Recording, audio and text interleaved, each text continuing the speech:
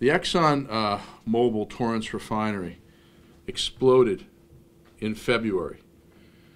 It set off a chain of events that have led to California gasoline prices being consistently $1 more than the rest of America's ever since that explosion. So ExxonMobil, through what we've since learned was negligence in maintenance of its refinery equipment, has cost consumers of this state a great deal.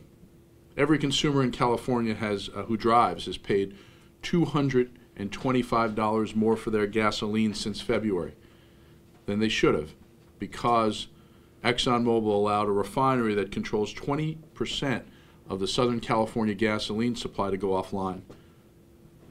ExxonMobil's Torrance Refinery is one of 14 refineries in the state, and 10% of the gasoline supply statewide comes from ExxonMobil. And that's why we've had higher prices in Southern California than across the rest of California, but all of California has been impacted. Make no mistake. Right now we're 85 cents above the national average.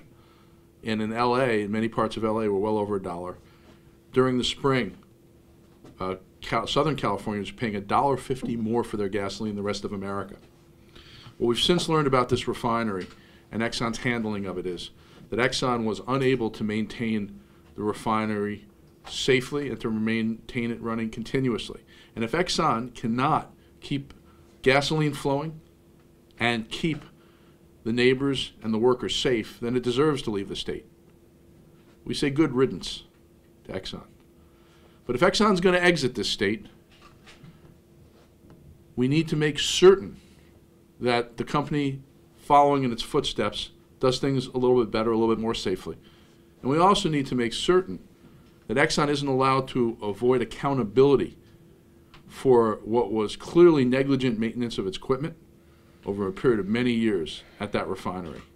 So when Exxon leaves, we're hoping that the U.S. Attorney and California Attorney General and investigators from the state of California will have already interviewed all the witnesses in their investigations and will have secured all the documents they need. There's very good reason to believe Exxon is fleeing accountability here. Last week, ConsumerWatchdog issued a letter to prosecutors and investigators in the state saying that Exxon was hiding a witness, and we named the name of that witness at that refinery. That would lead to some more evidence that Exxon had been very negligent in the maintenance of this facility. We already know from the Cal OSHA officials that Exxon had a pressure gauge, for example, that for 9 years was broken and never fixed, and it would have detected the buildup that led to this explosion. We know quite a bit, and I'll let some of the members of the team talk about some of the problems at the refinery.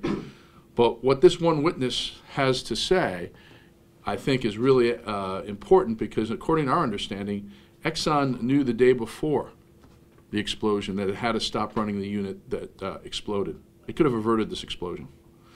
So we need to make certain that Exxon is accountable for what it's done here. And if Exxon's going to be running away from California, it can't run from the law. It can't hide from the law. So Exxon can exit, but it really shouldn't be allowed to hide. And we're hoping that the new owner, who my colleagues are going to talk about, is a better corporate citizen. Clearly, it's going to create some more competition in this market that is good for consumers as far as we can tell. Might not make a huge dent in gasoline prices, but it will mean more competition over the long run that could lower gas prices for the state. So I'm going to introduce Cody Rosenfield to talk about the buyer, PBF, and what this company is about as far as we can tell, and what this transfer of ownership will mean for consumers. Thank you, Jamie. I'm Cody Rosenfield. I'm a researcher here at ConsumerWatchdog. As Jamie said, Exxon sold the refinery to PBF Energy, and PBF Energy is a New Jersey-based energy company with 3 other refineries. This will be their 4th refinery. And bringing a small player into the market is going to have, hopefully, good consequences for the consumers of our state. When you bring in a small player, it allows competition that was not available otherwise. And what we're going to see is PBF Energy, according to our sources, is going to be selling gasoline to independent and unbranded stations, which means that stations that usually have to fight for gasoline will have a better opportunity to get more gasoline and create more competition in the market for consumers. Unfortunately, we're still going to have 2 companies that control 54% of the state's refining capacity and 4 companies controlling 78% of the state's refining capacity. So while we still have an oligopoly in the state, it's always good to bring in a new player with new philosophies, and hopefully they'll be able to lower prices through competition. And I'm going to return to Jamie here. So the other aspect of this sale is what it means for safety at the facility, safety in the neighborhood. Lisa Tucker is our toxics watchdog at ConsumerWatchdog, and she's going to talk about some of the dangers that now exist with the process of refining at the Torrance Refinery, and how this could change with this sale if indeed regulators demand safer refining as a condition of approval of this acquisition.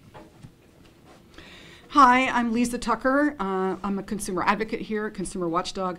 And as Jamie just mentioned, safety practices at the Torrance Refinery are not very good.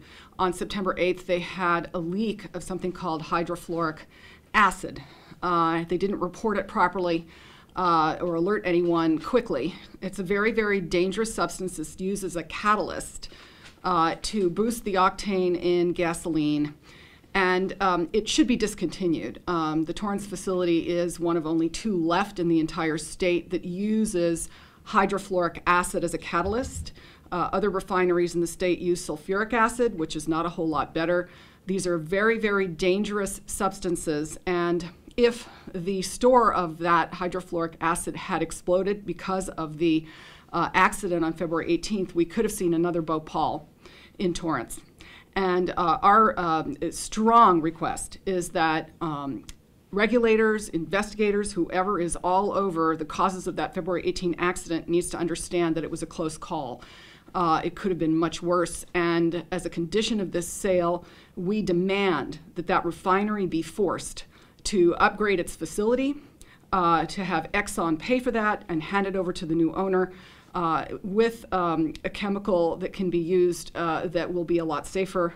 It's called, there are now ionic, they're called ionic catalysts, liquid and solid catalysts. They're in production and they're a lot safer. And we demand that this refinery be made to do this, to switch, invest the millions involved so that we can all know that we're living with a safe and good corporate neighbor.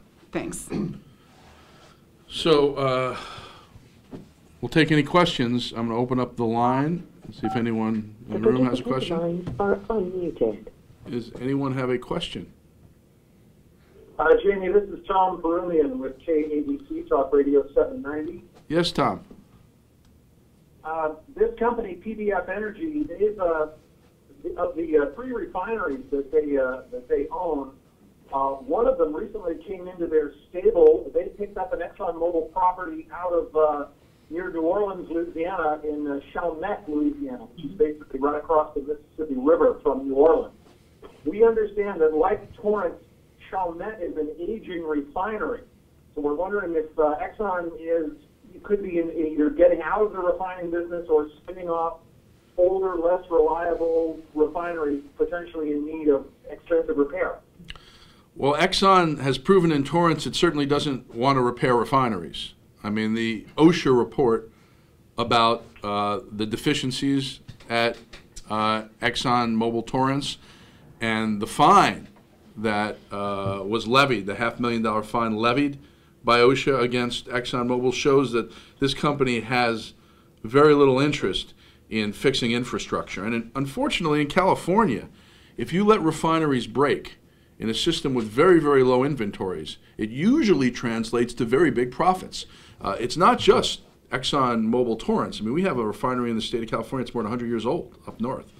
These refineries are aging, and a lot of the refiners tend to be of the philosophy that if we're running low on inventories, as we do in California, let refineries run into the ground and go down, it's still going to mean big profits for them because the scarcer the commodity, the higher the price. And that's certainly true when we looked at the oil refining profits in this first half a year from all the major refiners in this state. I think ExxonMobil probably is trying to get rid of its aging refineries rather than fix them, and we hope that that creates some competition with a new refiner who's going to come in the market and fix this refinery. I mean, California gasoline is a very profitable market, far too profitable, frankly, and that's something we have to fix. But even at its normal pace, refiners in this state over the last 15 years have taken home nearly 50 cents a gallon, 48 cents a gallon as a margin. So I think a creative young company that isn't a multinational giant like Exxon is much more likely to try to compete by creating more gasoline and not shorting the market than a company like Exxon or the other 4 companies that control 78% of the market. So I think that's right. I think it's probably a sign that that Exxon is leaving its older refineries behind. And frankly, if it can't maintain them, it should leave them behind. That's the way things should happen. Jamie, this is Rob Archer from KNX 1070 News Radio in LA. Is there a concern that with this handover to another company that ExxonMobil might hide or lose some of the paperwork or some of the evidence you guys are looking for? There's a huge concern. We heard from sources in the refinery that last week Exxon managers were literally apoplectic when we named the employee who had apparently not been produced as a witness to regulators, and let Exxon and the U.S. Attorney and the Attorney General know that California Penal Code provides that managers who don't disclose defects or hide witnesses in a safety investigation can go to jail. So I think Exxon got a real shock to its system, and that's probably lowered the price of this refinery that they've been trying to sell for a while and force the sale. There's absolutely every danger here that by shutting down this refinery, Exxon's going to delete emails, destroy documents, and workers will conveniently disappear. Fortunately, we provided the name of the one key worker, thanks to people in and around the refinery who wanted that to happen, who needs to be interviewed. But yeah, I think that if I were a prosecutor looking into this case, I would make sure that I seize those files right now, because if they go to Houston, it's going to be a little far from jurisdiction in California. I think there's every danger that this is an attempt to escape accountability in this investigation, as well as get out of what is probably a pretty expensive repair at this refinery right now. Any other questions? We're going to be keeping this debate live at CapitolWatchdog.org, which is our new site, to make sure that the state agency involved do their diligence. And CapitolWatchdog.org is a place where you can subscribe to some weekly alerts. Go back to is a Twitter feed, and it's maintained by Consumer Watchdog staff. But we are particularly watching OSHA, Southern California AQMD, where a waiver may or may not be granted to keep this get this refinery moving back quickly. We expect at this point it probably won't come back online until February, in which case it won't need a waiver. And of course, the California Energy Commission. Hopefully, folks who want to follow this debate will sign on at CapitolWatchdog.org. Capital is with an O. CapitolWatchdog.org. Thank you all. But